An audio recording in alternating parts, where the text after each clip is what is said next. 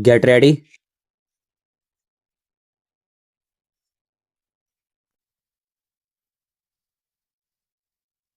Start. Mr. Vice Chairman, I rise to support the resolution moved by my learned friend for the appointment of a Judicial Reforms Commission as mentioned in the resolution.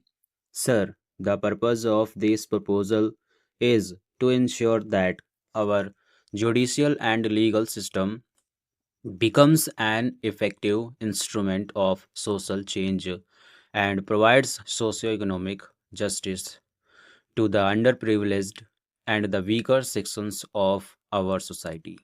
Sir, it is a fact and it is also a pity that despite the lapse of 67 years since our independence and despite the appointment of a law commission, we have not yet been able to evolve a legal system, a judicial system suited to our needs, and we are still guided by and large by the British system of law. It was in the last century that four law commissions were appointed, and people like Macaulay and others were there to frame the laws for us, and these laws were basically meant for ruling the colonial people and meant for the colonial regime, and we are still being guided by these very laws.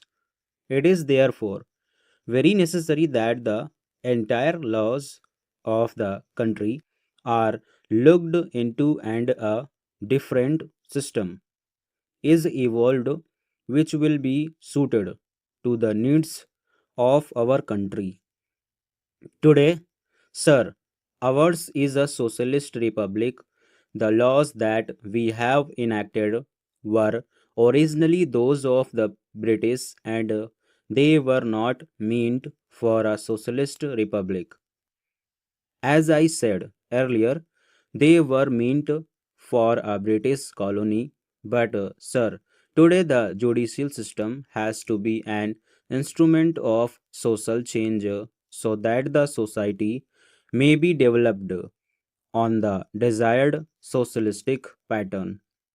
Otherwise, the very spirit of our constitution will be killed, and that is why it is felt necessary that a judicial reforms commission should be appointed to look into this very important matter. Sir, according to me, the judiciary is not merely an interpreter of law. The judiciary has a much more important obligation to perform. The judiciary in a democracy like ours is also the protector and the watchdog of the citizens' rights and privileges. And we find today that the judicial or the legal system as it stands today is entirely helpless. We cannot ensure justice for the common man, and we cannot do anything unless of course our people are in a position to understand their rights and privileges. They also have no means by which they can take their matters to a court of law for justice, and unless these two things are done, our courts will keep quiet, will just watch the exploitation of man by man in our country, and of course, like passive onlookers, they would be just doing their duty as a formality. That is why it is necessary that our legal system is suitably developed through intensive research in the field of law so that the law is in a position to cater to the needs of the people. As I was saying, our present law is not in a position to cater to our present suffering and toiling masses, and the weaker sections of society. Sir, it is a very happy thing, I should say, that when the Law Commission was first appointed by Parliament, it was agreed to by our first Prime Minister, Pandit Jawaharlal Nehru, in pursuance of or in reply to a non official resolution which was tabled in the Lok Sabha today also. Sir, we are considering a non official resolution tabled by my learned friend. It was in 1954 that non official resolution was tabled in the Lok Sabha suggesting the appointment of a law commission, and our learned and great Prime Minister Pandit Jawaharlal Nehru agreed to that resolution, in pursuance of which that law commission was ultimately appointed. It is said that the law commission should be appointed with a view to realize that justice is simple, speedy, cheap, effective, and substantial.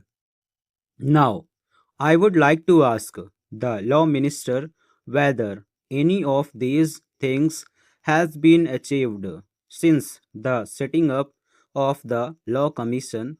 We have not been able to make justice speedy. We have not been able to make justice cheap.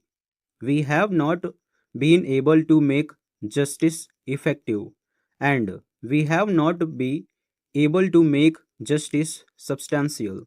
We have failed miserably in all these, and that is why today millions and millions of our countrymen who are not able to knock at the doors of justice, on the temples of justice, are not in a position to get social justice and economic justice.